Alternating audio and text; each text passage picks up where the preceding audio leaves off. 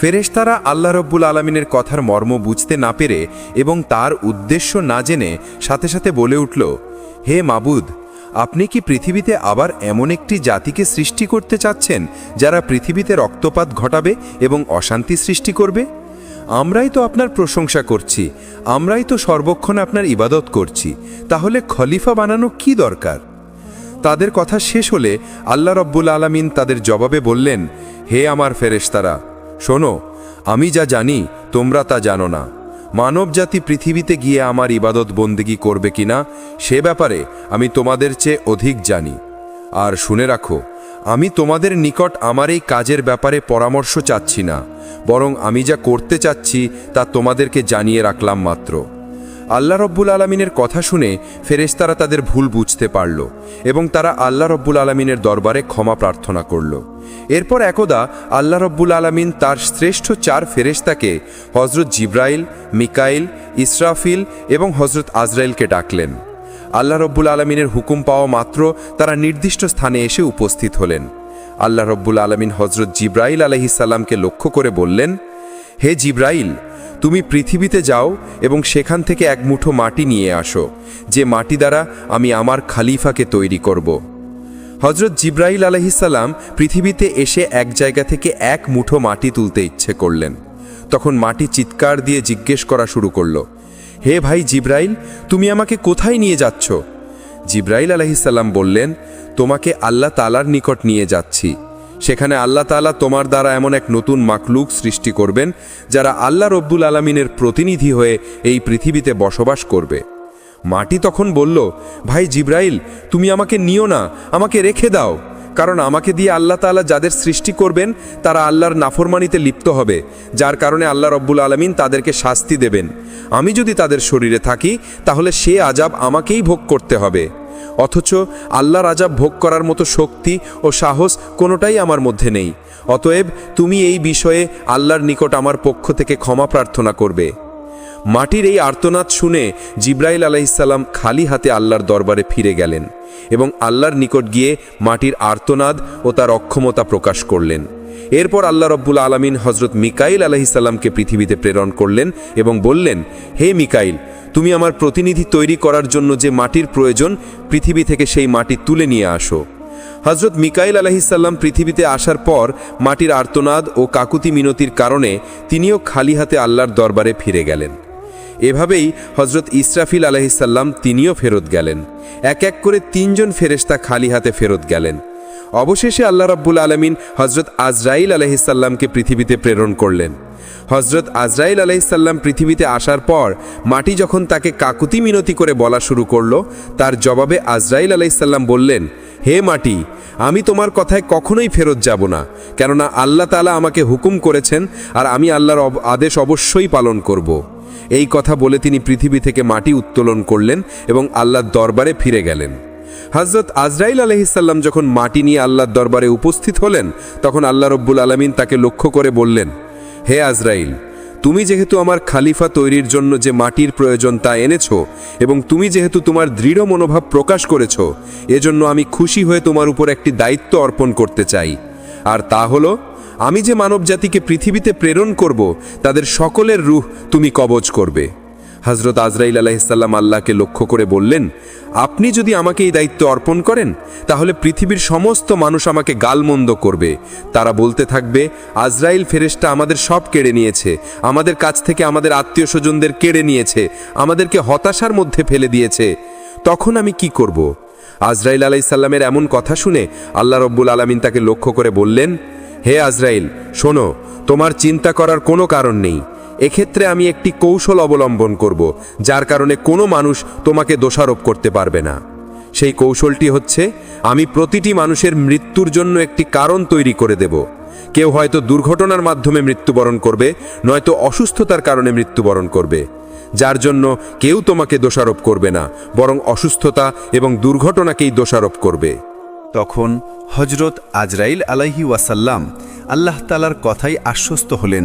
এরপর ফেরেশতারা আল্লাহ তাআলার নির্দেশে মক্কার নিকটবর্তী এক পাহাড়ের উপর সেই মাটি রেখে দিলেন। সেই মাটির অংশ বৃষ্টিতে ভিজল এবং রোদে শুকালো। এভাবে কয়েক বছর অতিবাহিত হওয়ার পর আল্লাহ তালার কুদরতি কারিশমায় হজরত আদম আলাইহিওয়াসাল্লামের দেহের আকৃতি গঠিত হল। তখন আল্লাহ তালা হজরত আদম আলাইহিওয়াসাল্লামের এই দেহটিকে বেহেশতে নিয়ে যাওয়ার জন্য ফেরেশতাদেরকে আদেশ করলেন। হুকুম পাওয়া মাত্র ফেরেশতারা ওই দেহটিকে বেহেশতের দিকে নিয়ে চললেন। অতঃপর বেহেশতে পৌঁছার পর সেই দেহটিকে দীর্ঘদিন আত্মাবিহীন অবস্থায় বেহেশতে রেখে দিলেন। এদিকে দলে দলে ফেরেশতারা এসে মূর্তিরূপী হজরত আদম আলাইহিওয়াসাল্লামের নিথর দেহকে দেখে আল্লাহ তাআলার দরবারে শুকরিয়া আদায় করত এবং খুশি প্রকাশ করত আর বলাবলি করত, এটাই সেই দেহ, এই হবে আল্লাহর পক্ষ থেকে খলিফা, পৃথিবীতে তিনি আল্লাহর হুকুমকে বাস্তবায়ন করবেন।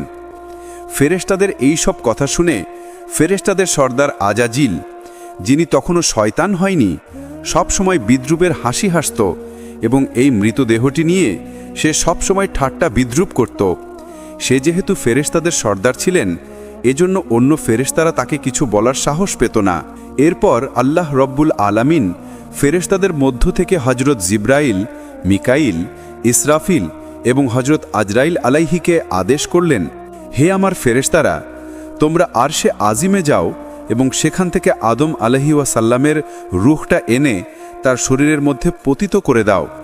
ফেরেশতাগণ আল্লাহ তাআলার পক্ষ থেকে আদেশ পাওয়া মাত্রই হজরত আদম আলাইহিওয়াসাল্লামের রূহ মুবারককে মূল্যবান হেরা জহরতের পাত্রে করে আদম আলাইহিওয়াসাল্লামের দেহের নিকট উপস্থিত হলেন। সে সময় আসমানের সকল ফেরেশতাগণ আনন্দে মাতোয়ারা হয়ে গেল এবং সেই অনুষ্ঠানে সকল ফেরেশতা অংশগ্রহণ করল। কিন্তু আজাজিল ফেরেশতা উর্ফে ইবলিশ আল্লাহর এই কাজে সন্তুষ্ট নয়। এরপর আল্লাহ তাআলা হজরত আদম আলাইহিওয়াসাল্লামের রূহকে তার শরীরে প্রবিষ্ট হতে বললেন। এরপর উক্ত রূহকে হজরত আদম আলাইহিওয়াসাল্লামের দেহে পতিত করে দেওয়া হলো। যখন হজরত আদম আলাইহিওয়াসাল্লাম এর দেহের রূপ পতিত হলো, সাথে সাথে হজরত আদম আলাইহিসাল্লাম তার দেহের সকল অঙ্গে কার্যকারিতা পরিপূর্ণভাবে লাভ করতে লাগলেন এবং তিনি আস্তে আস্তে উঠে বসলেন। বসার সাথে সাথে হজরত আদম আলাইহিসাল্লাম একটি হাঁচি দিলেন এবং নিচ থেকে পাঠ করলেন, আলহামদুলিল্লাহ। আল্লাহ রব্বুল আলামিন অত্যন্ত খুশি হলেন এবং তিনি বলে উঠলেন, ইরার হামুকাল্লাহ। অতঃপর হজরত আদম আলাইহিসাল্লাম নিজ অস্তিত্ব লাভের শুকরিয়া হিসেবে 2 রাকাত নামাজ আদায় করলেন। হজরত আদম আলাইহিসাল্লামের নামাজ শেষ হওয়ার পরে তার জন্য সেখানে স্বর্ণ রূপাক দ্বারা আবৃত অতি সুন্দর একখানা সিংহাসন আনায়ন করা হলো। আল্লাহ তাআলার আদেশে হজরত আদম আলাইহিসাল্লাম সেই সিংহাসনে উপবেশন করলেন। এরপর আল্লাহ তাআলা সকল ফেরেশতাদেরকে লক্ষ্য করে বললেন, হে ফেরেশতারা, তোমরা হজরত আদম আলাইহিসাল্লামকে সম্মান প্রদর্শনের জন্য সেজদা করো। আল্লাহর হুকুমের সাথে সাথে কোটি কোটি ফেরেশতা হজরত আদমকে সেজদা করলেন। সেজদা থেকে মাথা তুলে সকল ফেরেশতারা লক্ষ্য করে দেখল, শুধুমাত্র আজাজিল ব্যতীত সকল ফেরেশতারাই আদমকে সেজদা করেছে, আর আজাজিল উক্ত মজলিসের একপাশে দাঁড়িয়ে রয়েছে। অতঃপর সকল ফেরেশতারা পুনরায় আবার সেজদাতে পতিত হল। তাফসিরে কিতাবের মধ্যে লেখা আছে, তারা দ্বিতীয়বার সেজদা দিয়েছিল আল্লাহ তাআলার শুকরিয়া আদায় করার জন্য, আর প্রথমবার সেজদা দিয়েছিল আল্লাহর হুকুম পালন করার জন্য। অতঃপর আল্লাহ তাআলা আজাজিলকে লক্ষ্য করে বললেন, হে আজাজিল, তুমি কি করে আমার হুকুমকে অমান্য করলে? তখন আজাজিল বলল, আপনি আদমকে সৃষ্টি করেছেন সাধারণ মাটি দ্বারা, আর আমাকে সৃষ্টি করেছেন আগুন দ্বারা। আগুনের স্বভাব সে সবসময় উপরের দিকে থাকে, আর মাটির স্বভাব সে সবসময় নিচের দিকে থাকে। যদি প্রয়োজন হয় সে আমাকে সেজদা করবে, কারণ আমি আগুনের তৈরি, আমি কেন মাটির তৈরি আদমকে সেজদা করতে যাব? সে যখন এইভাবে আল্লাহ তাআলাকে যুক্তি দেখালো, তখন আল্লাহ তাআলা রাগান্বিত হয়ে তাকে লক্ষ্য করে বললেন, হে নাফরমান, তুই এখান থেকে বের হয়ে যা। তুই আমার আদেশ অমান্য করার কারণে আজ থেকে চির অভিশপ্ত হয়ে গেলি। আল্লাহ তাআলার এই হুকুমের সাথে সাথে আজাজিল ফেরেশতা ইবলিশ শয়তানে পরিণত হয়ে গেল। আল্লাহ তাআলা যখন তাকে অভিশপ্ত করলেন এবং জান্নাত থেকে বিতাড়িত করলেন, তখন শয়তান বলে উঠল, হে মেহেরবান খুদা, আমি 6 লক্ষ বছর যাবৎ আপনার ইবাদত বন্দেগী করেছি এবং ফেরেশতাগণকে বিভিন্ন প্রশিক্ষণ দিয়েছি। অতএব আমার সমস্ত ইবাদত এবং সমস্ত খেদমতের ওসিল্লায় আমি আপনার নিকট কয়েকটা জিনিস চাচ্ছি, মেহেরবানি করে আপনি তা আমাকে প্রদান করবেন। আল্লাহ রাব্বুল আলামিন তাকে বললেন, তুমি আমার নিকট কি চাও বলো। তখন শয়তান বলল, হে মেহেরবান খোদা, আপনি অন্তত আমাকে কিয়ামত পর্যন্ত হায়াত প্রদান করুন। এবার আল্লাহ বলেন, আমি তোমাকে কিয়ামত পর্যন্ত হায়াত দিয়ে দিলাম। তখন ইবলিস আবার আল্লাহ তাআলাকে লক্ষ্য করে বলল, হে মালিক, আজ যেই বনি আদমের কারণে আমি জান্নাত থেকে বিতাড়িত হইলাম, সেই বনি আদমের শিরায় শিরায় প্রবেশ করে তাদেরকে ওয়াসওয়াসা দেওয়ার মতো ক্ষমতা আমাকে প্রদান করুন। আল্লাহ বললেন, তোমাকে তাও প্রদান করা হলো। অতঃপর শয়তান আবার বলে উঠল, হে মাবুদ, আপনি আমাকে এই ক্ষমতা প্রদান করুন যেন আমি মুহূর্তের মধ্যে পৃথিবীর এক প্রান্ত থেকে অপর প্রান্তে বিচরণ করতে পারি। আল্লাহ বললেন, তোমাকে এই ক্ষমতাও প্রদান করা হলো। তবে তুমি শুনে রাখো হে শয়তান, তুমি আমার বান্দাদেরকে যতই ধোঁকা দিয়ে গোনার কাজ করাও না কেন, যদি আমার বান্দাগণ অনুতপ্ত হয়ে আমার নিকট তওবা করে, তবে আমি তাদের সকল অপরাধকে ক্ষমা করে দিব। এর পাশাপাশি যারা আমার প্রকৃত বান্দা, সে সমস্ত বান্দাদের ক্ষতি তুমি কখনোই করতে পারবে না। আল্লাহ রাব্বুল আলামিনের সাথে সকল কথাবার্তা শেষ হওয়ার পর শয়তানকে জান্নাত থেকে বিতাড়িত করে দেওয়া হলো। অতপর হজরত আদম আলাইহিস সালামের সিংহাসনখানি আল্লাহ তাআলার আদেশক্রমে জান্নাতুল ফেরদাউসে নিয়ে যাওয়া হলো। সেখানে হজরত আদম আলাইহিস সালামকে পরিপূর্ণ মাত্রায় স্বাধীনভাবে চলাফেরা করা এবং সকল নাজ নেয়ামত উপভোগ করার অধিকার দেওয়া হলো। কিন্তু হজরত আদম আলাইহিস সালামের মন কোনো দিকেই আকৃষ্ট হলো না। শুধুমাত্র ইবাদত বন্দেগী এবং নীরবে বসে বসে তিনি দিন পার করতেন। কিন্তু প্রাণীজগতের চিরাচরিত স্বভাব থেকে তিনি মুক্ত থাকতে পারলেন না। তিনি বেহেশতের অসীম নেয়ামতের মধ্যে থেকেও সঙ্গীর সাথীর অভাব বোধ করতে লাগলেন। তাই তিনি আনন্দহীনভাবে জীবনযাপন করতে লাগলেন। এদিকে আল্লাহ তাআলা এই বিষয়টি অবগত হয়ে হজরত জিব্রাইল আলাইহিস সালামকে হজরত আদম আলাইহিস সালামের নিকট প্রেরণ করলেন। হজরত জিব্রাইল আলাইহিস সালাম হজরত আদমের নিকট গিয়ে তাকে লক্ষ্য করে বললেন, ভাই আদম, বেহেশতে আপনার কেমন লাগছে? উত্তরে হজরত আদম আলাইহিস সালাম বললেন, ভাই জিব্রাইল, সবই ভালো লাগে, চতুর্দিকে তৃপ্তিকর পরিবেশ, এর সব কিছুই প্রশংসার যোগ্য।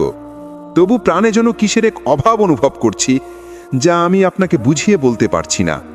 আপনি আল্লাহ তাআলার নিকট থেকে জেনে নেবেন এমনটা কিসের জন্য আমি অনুভব করছি। হজরত জিব্রাইল আলাইহিস সালাম বললেন, হ্যাঁ, আমি আপনার এই অভাবের খবর জানি। আল্লাহ তাআলা আমাকে আপনার এই অভাব পূরণ করার জন্যই পাঠিয়েছেন। আপনি চিন্তা করবেন না, অতি অল্প সময়ের মধ্যেই আমি আপনার সেই অভাব এবং আপনার মন কিভাবে ভালো হয় তার সমস্ত ব্যবস্থা আল্লাহ তাআলার পক্ষ থেকে করে দেব। এই কথাগুলো বলে জিব্রাইল আমিন সেদিনের মতো তার কাছ থেকে বিদায় নিয়ে চলে গেলেন। অতঃপর পরের দিন ফজরের পূর্বে হজরত জিব্রাইল আলাইহিস সালাম আল্লাহর নির্দেশক্রমে হজরত আদম আলাইহিস সালামের ঘুমন্ত অবস্থায় তার নিকট আসলেন। এরপর কুদরতি কায়দায় হজরত আদম আলাইহিস সালামের একখানি বাম পাজরের হাড় বের করে নিলেন। অতঃপর উক্ত হাড়ের উপর রক্তমাংস ও চামড়ার আদবন দিয়ে সজোরে ফুঁক দিলেন। হজরত জিব্রাইলের ফুঁকির সাথে সাথে উক্ত হাড়ি একজন নারীর আকৃতি ধারণ করল। এরপর হজরত জিব্রাইল আলাইহিস সালাম আদম আলাইহিস সালামকে ঘুম থেকে জাগ্রত করলেন। হজরত আদম আলাইহিস সালাম জাগ্রত হয়ে তার সম্মুখে অপরূপ সুন্দরী চাঁদের ন্যায় উজ্জ্বল এক যুবতীকে দেখে তন্ময় হয়ে তার দিকে তাকিয়ে রইলেন। এরপর হজরত জিব্রাইল আমিন তাদের লক্ষ্য করে বললেন, হে আদম, ইনি আপনার জীবন সঙ্গী বিবি হাওয়া আলাইহিস সালাম। হজরত আদম এমন কথা শুনে অত্যন্ত আনন্দিত হলেন। তার প্রাণের মধ্যে যে অতৃপ্তি ছিল, নিমেষের মধ্যেই তা দ্রবীভূত হয়ে গেল। হৃদয়ের মাঝে তার আনন্দ ছড়িয়ে পড়তে লাগল। তিনি এত আনন্দিত হয়েছিলেন যা বর্ণনা করে কোনোদিন বোঝানো সম্ভব নয়। তাফসিরের কিতাবের মধ্যে এসেছে, পৃথিবীতে আল্লাহ তাআলা যে কয়েকজন নারীকে সবচাইতে বেশি সৌন্দর্য দান করেছেন, এদের মধ্যে হজরত হাওয়া ছিলেন অন্যতম। হজরত আদম আলাইহিস সালাম দীর্ঘ সময় বিবি হাওয়ার দিকে তাকিয়ে থেকে তার নিকটবর্তী হওয়ার উদ্দেশ্যে সম্মুখে অগ্রসর হলেন। তখন হজরত জিব্রাইল আমিন বাধা দিয়ে বললেন, তাকে বিবাহ বন্ধনে আবদ্ধ করার পূর্বে তার নিকটবর্তী হওয়া আপনার জন্য জায়েজ নয়। অতএব সর্বপ্রথম আল্লাহ তাআলার দরবারে বিবাহের জন্য আবেদন করুন। হজরত আদম আলাইহিস সালাম জিব্রাইলের দেখানো পদ্ধতিতে হজরত হাওয়া আলাইহিস সালামকে বিবাহ করার জন্য আল্লাহ তাআলার দরবারে ফরিয়াদ করলেন। আল্লাহ তাআলা হজরত আদম আলাইহিস সালামের আবেদনের পরিপ্রেক্ষিতে তাদের বিবাহের পরিপূর্ণ সিদ্ধান্ত নিলেন। আল্লাহ তাআলা হজরত আদমকে লক্ষ্য করে বললেন, হে আদম, আমি আপনাকে হাওয়া আলাইহিস সালামের সাথে বিবাহ বন্ধনে আবদ্ধ করে দিলাম, কিন্তু এখন আপনি আপনার বিবাহের মোহরা আদায় করুন। হজরত আদম আলাইহিস সালাম আল্লাহ তাআলাকে বললেন, হে আল্লাহ, বিবাহের মোহর এটা আবার কি জিনিস? তখন আল্লাহ তাআলা বললেন, হে আদম, আপনার বিবাহের মোহর হচ্ছে আমার প্রিয় হাবিব হজরত মোহাম্মদ সাল্লাল্লাহু আলাইহি ওয়াসাল্লামের উপর আপনি কয়েকবার দরুদ পাঠ করুন। অতঃপর হজরত আদম আলাইহিসসালাম রসুল পাক সাল্লাল্লাহু আলাইহি ওয়াসাল্লামের উপর কয়েকবার দরুদ শরীফ পাঠ করলেন, আর এর মাধ্যমে আদম ও হাওয়া আলাইহিসসালামের বিবাহের কাজ সম্পূর্ণ হয়ে গেল। বিবাহের কাজ সম্পূর্ণ হবার পর আল্লাহ তাআলা হজরত আদম ও হাওয়া আলাইহিসসালামকে পরম আনন্দের সাথে বেহেশতে বসবাসের সুযোগ করে দিলেন। এর পাশাপাশি আল্লাহ তাআলা তাদের লক্ষ্য করে বললেন, হে আদম, তোমরা মনোযোগ সহকারে শুনে রাখো, জান্নাতের সকল নাজ নেয়ামত তোমরা গ্রহণ করবে, কিন্তু এই যে গাছ রয়েছে এই গাছটির নিকট তোমরা গমন করবে না এবং তার ফল তোমরা ভক্ষণ করবে না। তাফসীরের কিতাবের মধ্যে ওই গাছটির নাম উল্লেখ করা হয়েছে, আর তা ছিল গন্ধম নামক গাছ। এরপর হজরত আদম আলাইহিসসালাম ও বিবি হাওয়া আলাইহিসসালাম অতীব আনন্দে আরাম আয়েশের সাথে বেহেশতে বসবাস করতে লাগলেন। এদিকে শয়তানকে আল্লাহ তাআলা বেহেশতের বাইরে বসবাসের নির্দেশ দেন। শয়তান সেখানে বসে হজরত আদম ও হাওয়া আলাইহিসসালামের সর্বনাশের চিন্তায় দিনরাত ফিকির করতে থাকে। বেহেশতে থাকাকালীন সময় সে যে সকল দোয়া ও দরুদ পাঠ করে কঠিন কঠিন কাজ আয়ত্ত করত, সে সমস্ত দোয়া সে পাঠ করল। এক সময় সে ইসমে আজম পড়া শুরু করল। ইসমে আজমের উসিলায় সে জান্নাতের গেটের নিকটবর্তী স্থানে পৌঁছে গেল। অতঃপর সে আস্তে আস্তে জান্নাতের গেটের দিকে অগ্রসর হলো। এরপর সে লক্ষ্য করে দেখল যে জান্নাতের প্রাচীরের ওপর একটি ময়ূর বসা রয়েছে। ময়ূর শয়তানকে দেখে চিনতে পারল না। সে জিজ্ঞাসা করল, তুমি কে? তখন ইবলিস উত্তর দিল, আমি একজন ফেরেশতা। ময়ূর আমার জিজ্ঞেস করল, তুমি এখানে কি চাও? শয়তান বলল, আমি বেহেশতের মধ্যে প্রবেশ করতে চাই। ময়ূর তখন বলল, হজরত আদম আলাইহি ওয়াসাল্লাম সেখানে থাকাকালীন সময়ে সেখানে কারো প্রবেশের অনুমতি নাই। এই কথা শুনে শয়তান বলল, ভাই ময়ূর, তুমি আমাকে দয়া করো। এর প্রতিদানস্বরূপ